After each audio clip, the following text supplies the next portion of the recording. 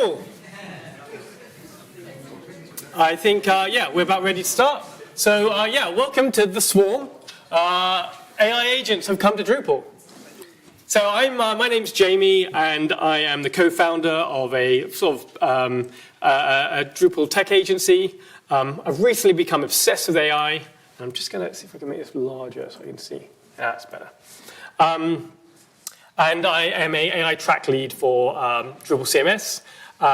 Freely give, we've focused on native Drupal CRM for a while, but then AI has become really much our thing. And yeah, I'm not a programmer. And this is the AI module that we work with. You can get to it at Project AI, and there's a variety of maintainers. It's not just Freely Give, but it's a whole collection of people involved in the AI module.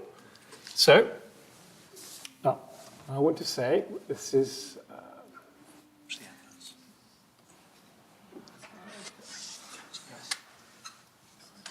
okay, I can't click that button.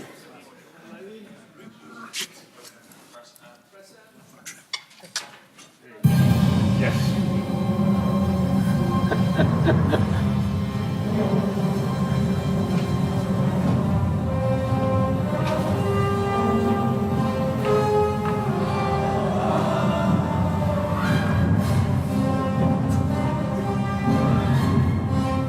Right.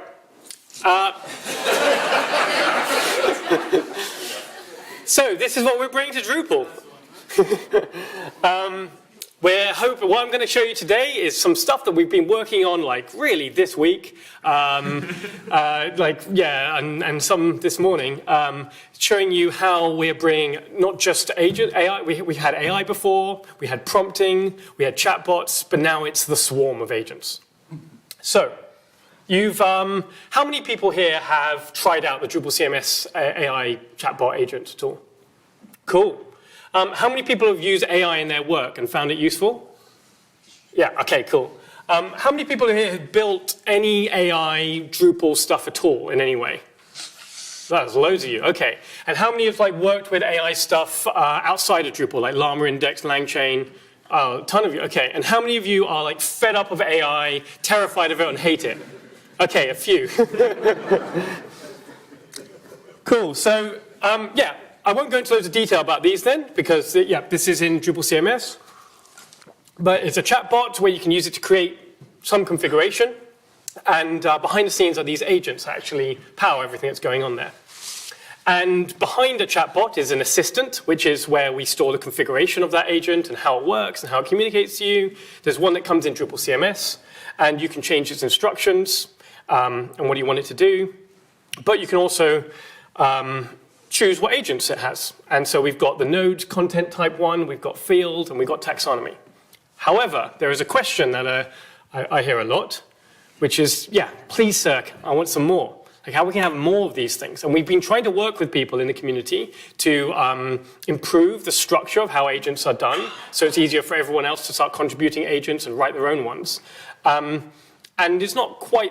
yeah, and it hasn't, and now we're hoping to show you something that will mean, it's been a little bit difficult to understand exactly how we've architected those agents. A little bit is in Marcus's head. He's one of the developers who've really pioneered the AI module. It's got some weird stuff to do with PHP arrays. And so I won't go through this video again. No, I will. So this is, has anyone seen this video before? Okay. So this was our early idea of how these agents work. So what you have here is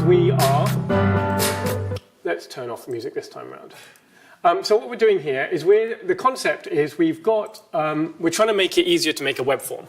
And instead of having to use the UI for it, in this case, we thought, what if you could draw a web form and then upload that and it would just work. So we have here a little web form. It's got something Marcus has drawn. It's very rough. Dietary restrictions, just choice 1, 2, etc. So he draws it. And we had this way of doing it called mini Kanban, where you add in Epic, you say to do, you assign it to the AI agent, and then, yeah, sorry about all the moving text. This was an earlier video. And we describe what we want it to do, and we upload that image. And then what you can see here is the first AI agent is a project manager agent.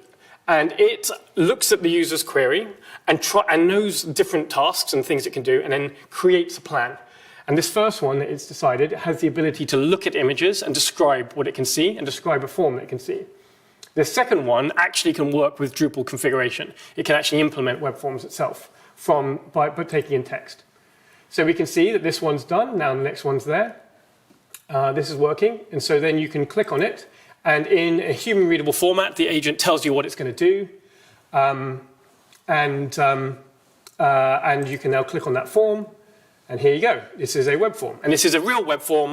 It will work with all the modules in web form, etc. You can configure it using the UI. This isn't an AI agent. It's just written raw code, and it looks like a web form. This is using true Drupal stuff, and you can see dietary restrictions. It's filled it in. So here's another idea now. That was something we made a while back, and it was a little bit custom. But what we're doing is bringing it to something that everyone can get into. So here's an idea of another kind of flow. We're going to create BOF submissions. And we've got a blank thing here of the different things that you need to do a BOF submission for Atlanta. So it's like, if you don't know what BOF is, it's like getting together, birds of the feather session to talk about some kind of topic. And we need to know a description, who's it aimed at, the Drupal username, etc. So we're going to take Emma, who a lot of you have heard speak today, and she's presenting a BOF, a session at DrupalCon. Where's this one? Oh, so this was Barcelona. And yeah, we're going to take this in, but you could imagine we could also do it with random notes or something else. And we're going to use these new AI agents that we're releasing kind of today, next week, that you'll be able to use to create content. So the first thing we're going to do is we go to our swarms. And I'm going to talk a little bit more about the structure of this, exactly what a swarm means, a swarm of agent means, and also what an agent is and what it's composed of. But we've got a variety of different swarms here. So one of them is going to be called the content variation agent. Because you see, Emma, we've got this session that we're going to do, but she's kind of interested in exploring different ways in which she could communicate her session idea to different audiences. And then she's going to hopefully have a variety of different ones and then be able to pick which one that she likes. So we go to a project made inside this swarm, BOF submissions, and we have this Kanban board. This is just one UI that we're exploring with, but here's what we're going to go with now, and you add an epic. And in this epic, you say, create a BOF submission, you do, assign it to an AI agent, and we're going to ask it to do something. And I've written out here, so I want you to create tasks for the following instructions, look at the following BOF from Barcelona, rewrite the same kind of BOF for Atlanta, but focusing more on how AI can solve it. First scrape it, and then use the content to extrapolate from it, and also add these values in. Okay, so we've now clicked save, and you can see it's in ready to do. It goes into in progress, and you can see that's the project manager agent that is kind of sitting there doing its thing. You can also see on here, I can click that button there, and I can see a list of the agents that this project's allowed to use. So when I create and configure my swarm, I can then configure a whole bunch of agents, and those agents can have a variety of tools. This one has the ability to do a web swaper, content entity seeder, and it can get content entity values, because it's going to create this content. So it's done, this is now made a subtask, which is it's assigned to an agent, which is creating an AI-focused BOF submission. And this is going to use the web scraper to pull the content you found in from the Drupal website, and then bring it into this one here. And then it's made it, and we can see again, it's told us, it's got a report and told us what it is and given us links. So we can see, here's where it's given us description of things. And now we can see the content it's created. So that's been now pulled into Drupal. But now we want to go a bit further and create the variants. So I create another epic where I go, can you look at Node 17 and create 3 different versions and have them focusing on the following target audiences. And we've got one for WordPress users, one for kids, and one for marketeers new to website building. And so then we did the same thing, but instead of just having one, it's actually created a series of different agents, and is the video in this bit. I'm going to show you a little video of them working.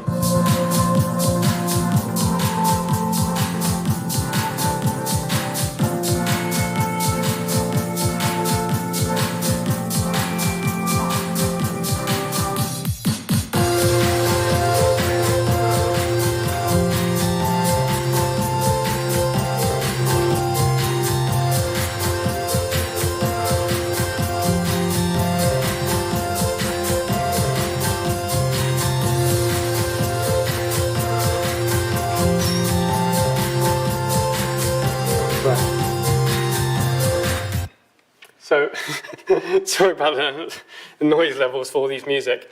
But yeah, so you could see those agents all doing their things, all separate tasks. I can click on them, see what's happened. I can see how those agents are talking to each other. And now I have a whole bunch of unpublished content there ready for me to take a look at. I had to play around with the prompt engineering a bit to get this. But this is an example of what's happening here, where it's the same BOF, but it's aimed at a WordPress audience. So it says things like, every CMS community develops its own specialized language, and Drupal is known for its unique terminology, often called Drupalisms, that can confuse newcomers. Similar to how WordPress has terms like hooks, the loop, custom post types. Drupal has its own vocabulary, and then it goes into it. So yeah, that's that. We don't go through it again. But let's bring it back to the Drupal CMS agent. So this is a particular way of controlling those agents, this mini Kanban thing. But what we're used to in the Drupal CMS community at the moment is the chatbot. So we can go and where we saw that original Drupal AI assistant in configuration AI, we can now add a new AI assistant specifically for doing what we've done today. And so we've got one which is the BOF creation assistant and the other one which is the editor assistant. And then when we went into the settings, before we saw that tiny little list of 3 agents, you can see them back up there of the taxonomy, node, and field one. But now there's a whole bunch of agents that are both something we can release, something you can create for yourself, etc. They can do a variety of different things, and this is going to be editing content. And this is a simple little example of, we've got that BOF thing of making Drupal fun and easy for kids, and we want to change the email. So we say, can you change the email from the jamie@freelygive.com to the marcus@test? And yeah, behind the scenes, these agents that we originally set up for this mini Kanban now can be plugged into another way of controlling them, this chatbot. So how do you make them? Well, again, we had that list of agents, but now you can see a huge list of agents we've made. Some of them very custom, some that we'd want to release that you'd want on your site, and some very custom to something that we're dealing with right now on our site. And we've got things like Article Searcher that can actually use something called a vector database, but it can actually search through content on your site, find it, and use that to do something with it. We've got web form stuff. We've got web scrapers that can bring content in. We've got things that can, you can upload PDFs or other kind of files, and the AI agents can understand them and extract things from them. So a whole bunch of agents. So I'm going to go around and edit one of them, the publish-unpublish agent. And you can see there's this thing called a swarm orchestrator. So when I make a swarm that does something, I need one agent to be the very top one. And it can have a tree of lots of different agents and sub-agents underneath it, but I need one to be a top one for my swarm, which is the first thing that I target. So I can create that. This unpublished agent isn't a swarm one. It's just one of the agents that other agents can use. I've also got project manager agents. So project manager agents can sit underneath the swarm and then guide the task towards a different series of agents. And then context agents can return information. I've got max loops, so I can actually have it so that these things can loop a bunch of different times, trying to get things better and better. You could imagine building agents to write code, write a test, run the test, and then see if it works, and then keep looping around and around. But we do want to put some maximum on that because we don't want it to go on forever. And then the system prompt is where I tell it what to do. But now we have the tools, and these are things the agents can actually do on your Drupal site. Some of the tools are other agents, these sub-agents here. There's a whole list of them. But actually, there's a ton of them here. So there's these different types. There's some that can modify things on your site, some that provide information to the agent, and some of them that are the Drupal core actions. And I think this is the powerful thing that we've done now. And I think I can go to maybe a live example of it. But with the Drupal core actions, what we've done is we have simplified and made it a lot more consistent the way the agents work with Drupal. And so now things like Drupal core actions can just be tools that they can use. And everything that is in Drupal core now is something that agents are able to use if you set it up. And the plan is to bring in the ECA actions as well. We've been talking to them. And then suddenly all things that ECA can do, there's like 1,000 actions the Drupal agents will be able to use. Now, the ECA actions tend to be doing things on your site rather than configuring it. So we're still going to need some work to create new action types that can influence, like creating fields or creating paragraph types or things in Experience Builder. So there's still some work to be done, but a lot of the actions are already available to you. And a lot of the actions that our modules provide will immediately, easily be able to be turned into an agent. Yeah, so this is what more they could do. What I might do is, it's a bit difficult with, well, we'll see how things go with time, and I can show you the actual live demo site. It's a bit difficult to like move around there. So to go into some of the theory of what's happened, the start of what is an agent. I think an agent is, put very, very simply, just 3 basic primitive components. It is its instructions. It's something, we could call it a prompt, telling it what it's going to do. It's the tools. Those are the things it can do. It can find some information out, change a field, etc. A special kind of tool is a handover tool that allows it to pass a task onto another agent. And this is why I call it a swarm. In order to achieve things, sometimes agents can do stuff on their own, but a lot of the time they'll exist in a swarm of agents doing things. There's going to be project managers handing things to other things. There's going to be loops, reviews. It sits within a swarm. To go in a little bit more detail, and the instructions have different things, such as a system prompt, that is the prompt to define exactly what that agent does, a command that is telling it what to do in this particular case, and then a history memory. That could be like a chat history. That could be some of these new models are starting to like dynamically build up a memory of what that user generally wants. It could be, yeah, that could be in the instructions. In the tools, we have actions that can do something. We have information that can retrieve information. That when I say retrieve things, that could be information in a vector database, like content types, but it could also be some context, like what page am I on right now? Give me a list of content types on this site. Give me a list of fields that I can use. Give me a list of modules I'm allowed to use. And then the handover tools to other agents. And then with the swarm is, as I said before, various agents with various different tools that can do different things, project managers, orchestrators, triage, looping and reviewing, all in this swarm that can achieve something together. Now, Anthropic is one of the big companies in AI, and they have made the Claude model, and they wrote this research paper called Building Effective Agents. And it's quite useful for understanding the kind of theory of the different design patterns we have with agents. So this is like a very basic LLM. It's barely an agent. Some people might even call it that, but you have something that goes in.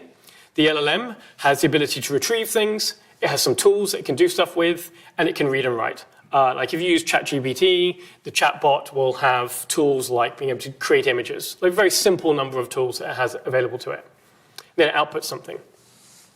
This chain, I would love to give a talk, and Marcus is going to give one at Atlanta all about automators.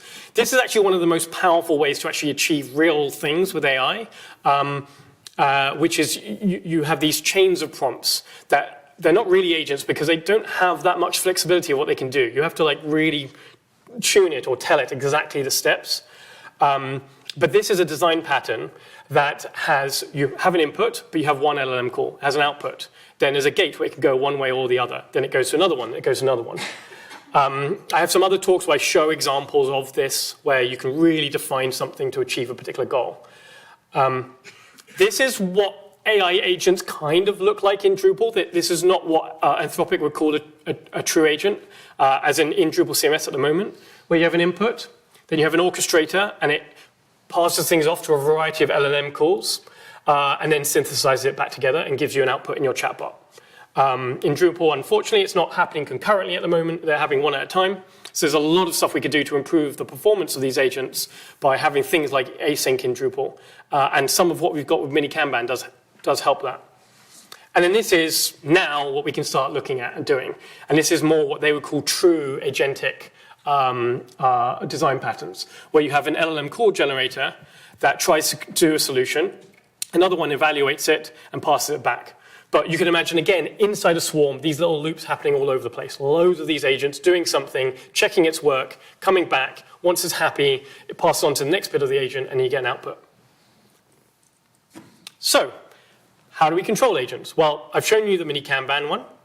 Here's a complicated one here, where Marcus, we're going to have a video about this one. Maybe I can show it today if we do have time, but it's one where we're going to ask it to unpublish all articles to do with Australian animals. And this agent was able to look through the content, find things to do with wombats or things that it knew were Australian animals, and then unpublish them. And I've been showing this one off a few times, so it's just going back and forth. I just keep publishing them, unpublishing them. But this is one way we can control those agents. It's kind of more there. I think it might see use in wild, but I think it's really good as a powerful visualizing tool of what the agents are doing. So I'm finding it very helpful to help with create my agents. And the agent swarms, because you can see how they talk to each other, how they interact in real time. We've got the chatbots, as we already seen. But we could also start looking at using ECA. So for those flows that are more specific, we're talking to the ECA community a lot about bringing in AI in here. We're also looking at content widgets. So with suggest taxonomy terms, the early version was a really simple call to an LLM that just gave you a list of potential ways of tagging your content. But it was the same as if you went to ChatGPT itself and just copied and pasted it in. Now we have something a little bit more advanced where it can use vocabulary on your site. It can look at a particular field or a whole bunch of them and suggest them. And then we're exploring to make it so that it will actually put them in, so you don't have to copy and paste them. But you can then check it before you click save. But behind this, instead of it just being a single call, we could actually have a series of agents and processes doing things like finding other content that looks similar to this, checking the SEO meta tags that this thing should have, but then also comparing it to previous content that you've got that's similar, and then look at how well it's performed, and then do all of this to report to a final agent and then suggest things with why. And so rather than it just being a simple, here's a list, actually, when you click this button, behind the scenes, a series of agents do a series of tasks and analysis before you get your final result that you can say yes to. And similarly, we've got CK editor assistance, which is another way that you can do something very simple, like adjust tone. But one thing you can do with adjust tone is say, I want it to be more corporate, and then put in a whole set of editorial guidelines that your company, organization has. So it adjusts it to that, not just, we're going to make it silly, we're going to make it angry. And then similarly with buttons throughout it, we've already got stuff to do with translate using AI, using the kind of core Drupal translate things. This can be a simple prompt. It could be a series of agents looking at not just translating it into another language, but allowing you as an organization to have a different brand guideline for each language. One of the things that we keep hearing about translation is, there is a culture that is American. And there's a culture that Marcus is part of who's been building a lot of this, which is Swedish and Japanese. And there's an example of somebody writing a cover letter with AI. And because AI is very American, it wrote a very American cover letter in Swedish. So it was like, I'm a rock star developer, I'm going to be your team player, we're going to change the world, going to do all this stuff. And you just can't do that in Sweden, and you can't really do that in Japan. And so one thing you can do is not just translate the language, but also say, this is the way that we like to speak in this particular culture. And so when you translate it, also translate the tone. And you can have a series of agents do things there. So why the Drupal AI swarm? There's this fantastic blog series of blogs, chiefmartech.com. I've been really, there's a whole bunch of really great insights there. And may I speak to the agent in charge, please? It really does look like right now this thing of digital ops orchestration, everyone is doing. Every company is trying to do that. Every company is almost reinventing themselves as the AI company that will be the one AI company to rule all of them in the future. So Salesforce used to be CRM, but no, not anymore. They are AI agents. Copilot, obviously, with Microsoft, they're just all doing it. This is what I want. And I think there are some actual reasons why I really believe it. In the proprietary world, there's some companies I've seen doing this stuff, and they're going to be way above us. They've got billions behind them making this stuff. They're doing stuff for Fortune 100 companies. This is their entire thing. It's going to be hard to defeat the proprietary world. But in the open source world, I think this is going to be really important. And I think there's going to be a really big reason why you're going to need AI in open source. When DeepSeek came out, a lot of people spun this as a story of China beating the West, but it wasn't really. What it was a story of open source beating proprietary, because actually when you look at their methods, some of it was really clever, but a lot of it was just repurposing and making use of things that was already there. And like Hugging Face are going to be making OpenSeek, trying to use the same methods to produce one that is that can actually be super open, actually show you the data it was used to train it. The other reason is that if we're going to start using AI for more sensitive things like making decisions inside government, processing claims, processing, I don't know, mostly real government is mostly about bins and potholes. That's what gets people elected. So if you're going to do anything like that, there's some fear with a proprietary system, especially if it's owned by a company in another country, that is a little bit scary. So having something that is open source where you can fully understand it, it's not just that I have to just trust it, but I can publish the entire code base and series of prompts that make that decision on what's happening with my bins. I can run it on my own little server and see if there's situations where, I don't know, something's against me, there's bias, etc. So I think open source is going to be important. But why Drupal? Well, I think no one does human-centric like we do. I think in order to make it so that these AI agent systems are seen as safe, if you build something in Llama Index and it's a series of Python scripts calling these prompts, developers a lot of the time are going to love that because they can just build these things so fast.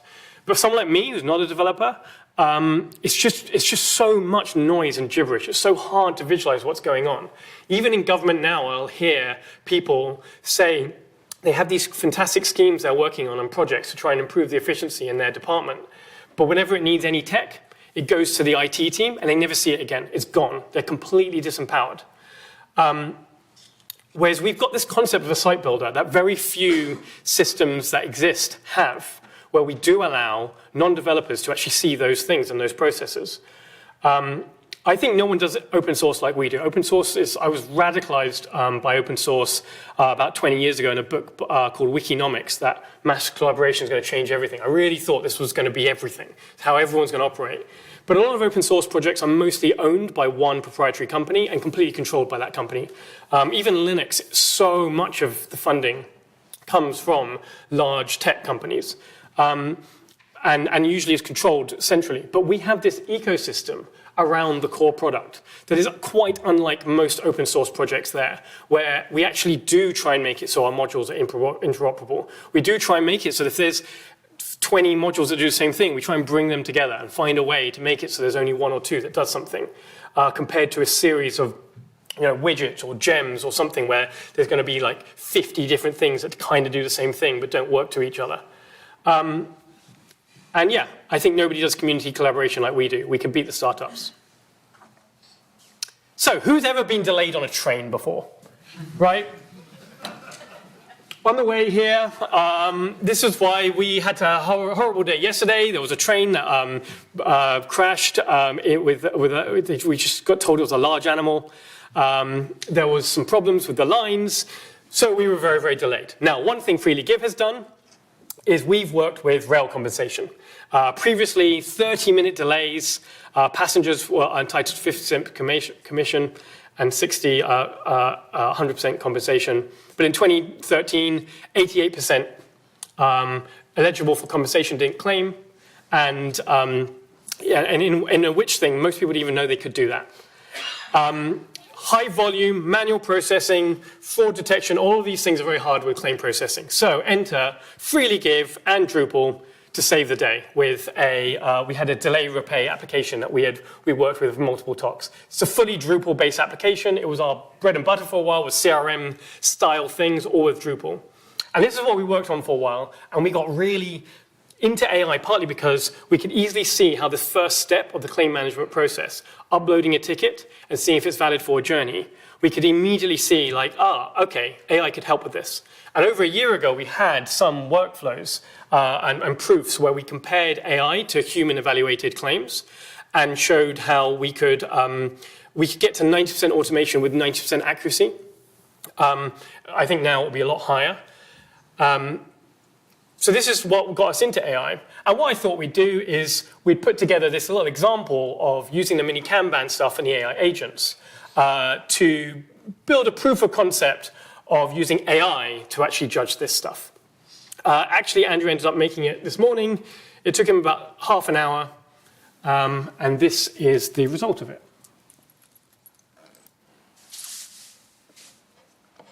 We got music this time? No music, okay. So we've got this claim happening here. Actually, I think I need to go a bit slower, yeah. Okay, so what we have here is a claim.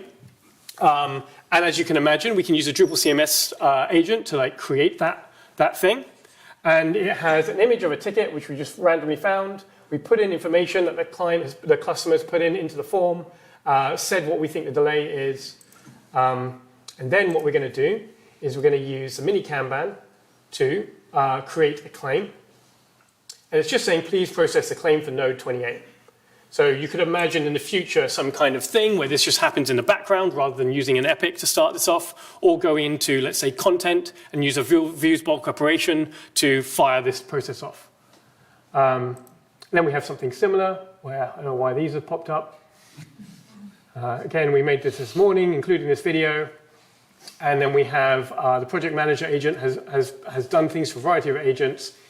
Things are in progress. And now it will be ready to be reviewed. Okay, so everything's ready to be reviewed. Yeah. And if we actually go to the claim itself, we can now see like it has been verified. Oh, was it there? Yeah. Or is it later? There we go. Right. So it's managed to verify it, calculate the delay that it should be, compensation due, and also even write an email. The way we tend to do things in our systems is we actually have like a bunch of templates. So it's more likely in real life that the AI would select from a series of templates and there. But this is something, because this was ultimately, the swarm needed the ability to edit content and view content. So it had to look at the particular content. Most of the decision-making processes was stuff that the LLM could do. I could write in the prompt, and Andrew could write in the prompt. And if we have time, I can show, or if you want to see afterwards, you can see behind the scenes that particular agent and that series of agents that Andrew made and how he did it. And then it just needs to be able to write to content. So it just had to change that particular field for whether or not it's yes or no.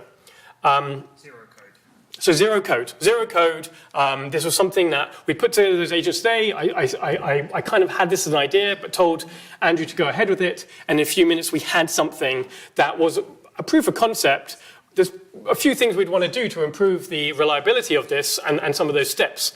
But again, in 20, 30 minutes, we have something there. Yeah, thanks.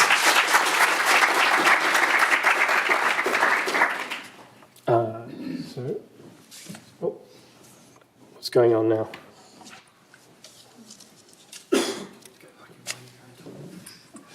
How do I get to the presenter? Okay, yeah, you want to do that. We've talked a bit about that stuff for the claims, and we had so many ideas of different.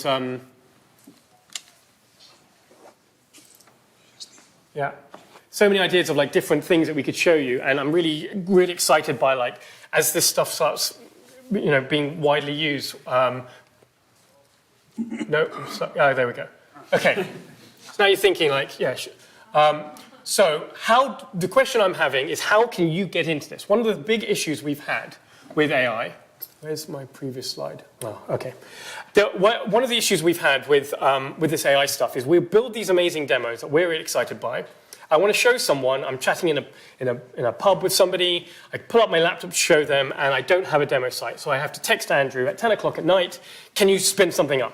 Because I can't do it myself. And with Drupal 11, I can't even install modules myself as a non-developer without Composer. And I mean, it's changing with Project Browser, which is fantastic. So I found I'm very unable to actually show anything to anyone. So I created this, this thing, which I really wish I had it working. But I created this thing which I called, we called it Starshot, and I was like, what about, we called it like Starshot to the Moon or Starforge.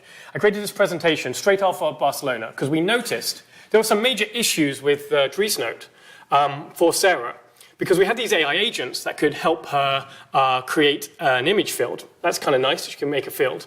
But in order to get there, she had to figure out how to host Drupal, which is obviously a nightmare herself.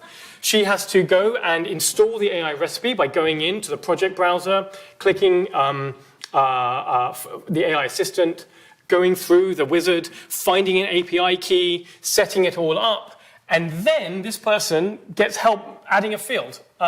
So it was like, yeah. So what we were thinking is like, no, in order for this to really work for Sarah, we really need something that means that she can just click a launch button and the AI agents are just there. There's nothing else. It's just click a launch button and we're good to go. She probably needs it to look good. She needs it to have something where I can feed in maybe a Figma design or a screenshot, and I can make that site actually look good, not just look like core Drupal. And then I'll need some button where I can click a button and export it and host it permanently. Anyway, this is DrupalCon Singapore. Maybe I should have put one where a picture where I look less alone. But this is us on the contribution day. It was an amazing, DrupalCon Singapore, such an amazing experience. It was a beautiful place. And one of the things is I remember sitting on the 5th floor on a pool, and I got to see my first ever arc of lightning. We're in a lightning storm. And in this pool, I met people from Amazing. So Henk put together this thing here. So my Drupal username is Yautja Satanu. I did that stupid thing. I got into Drupal a long time ago. I did that stupid thing of using my gamer tag from when I was 12 to be my Drupal. And I'm still here 20 years later. And I keep having to tell people for these talks my Yautja Satanu thing. But anyway, Yautja is the name. It's the language of predators. It's what they call themselves. So, now you know. Here's Michael from, was it Schnitzel? Yeah, so this is Schnitzel. And this is the pool with the lightning when me and Henk were together. And one thing we've worked on together is a try Drupal experience that could look like what we want for AI. And what it's going to do, it's a bit hard to demo these things on the screen. But what you've got here is you're going to go to try.amazy.ai. You're going to be able to see a form like this where you click sign up now. Click login, and then you'll be in your Drupal site. It's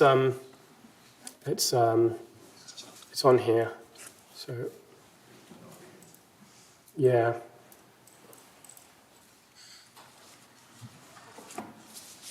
Is that the right one? Yep. Okay, let's. Okay, everything's there. So, yep.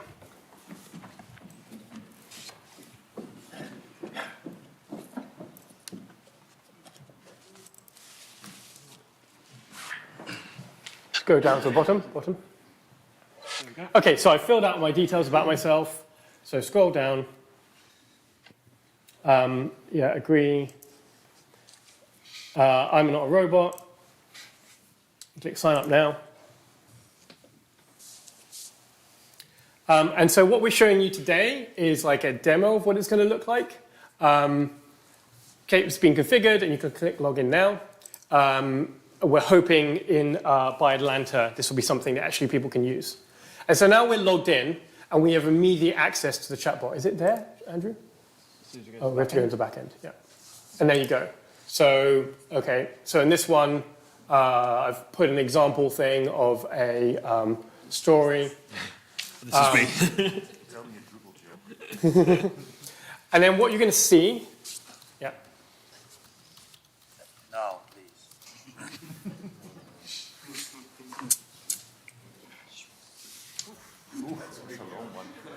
What could be more Drupal than that joke that length?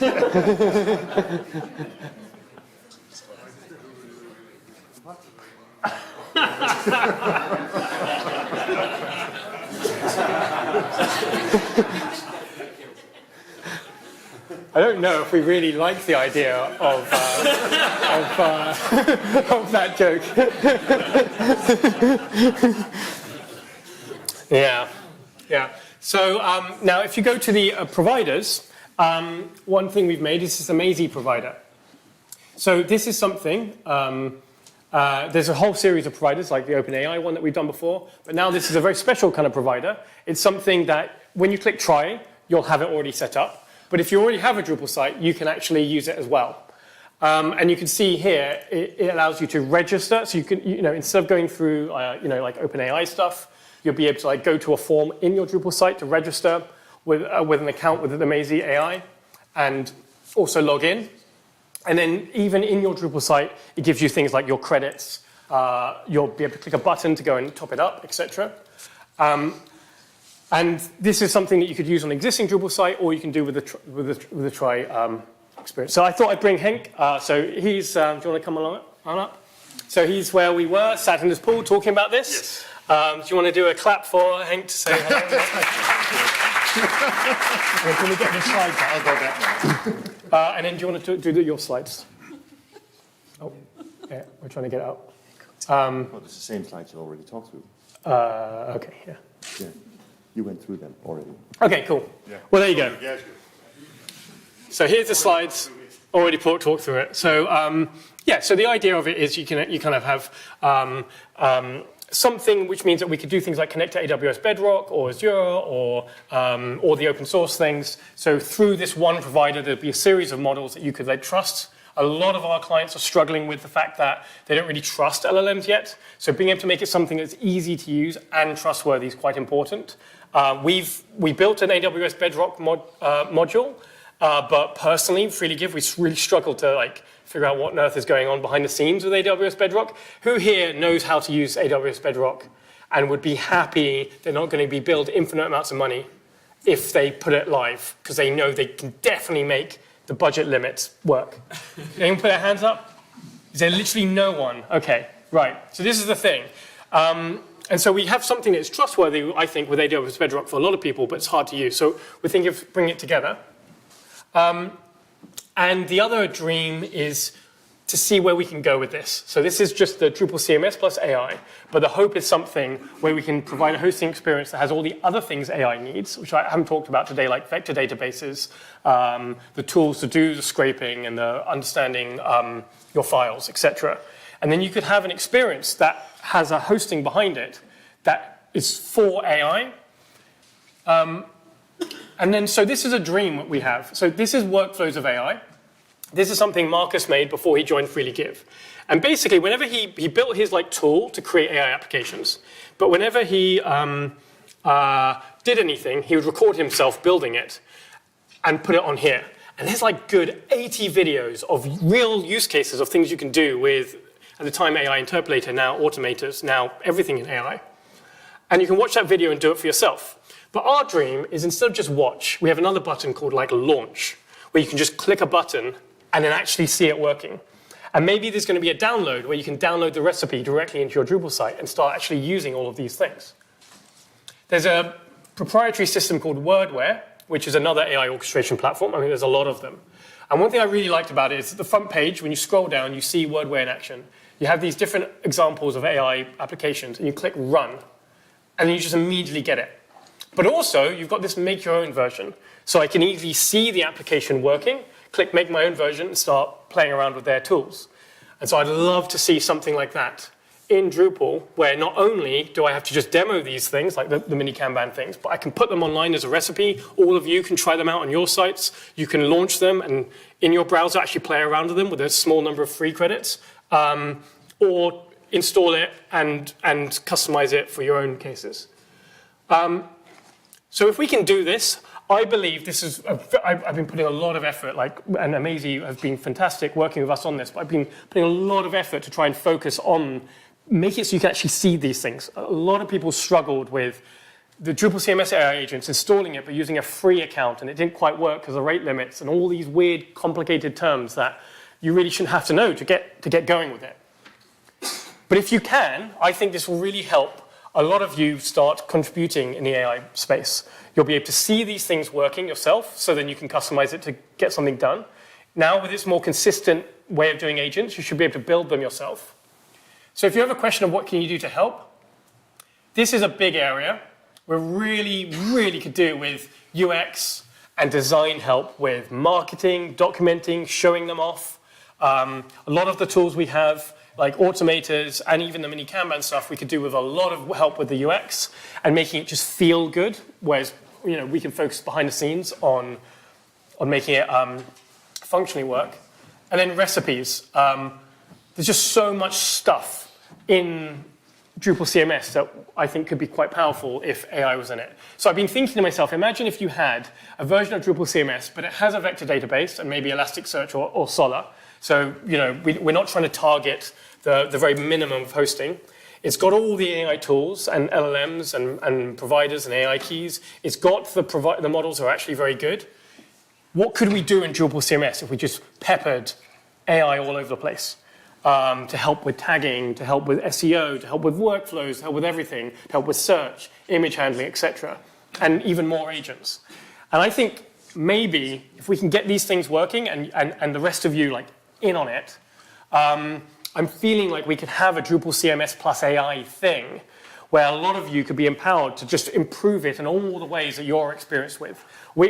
This content world and design world isn't what Freely Give is specialized in. We specialize in business applications, sort of CRMs, automating workflow processes.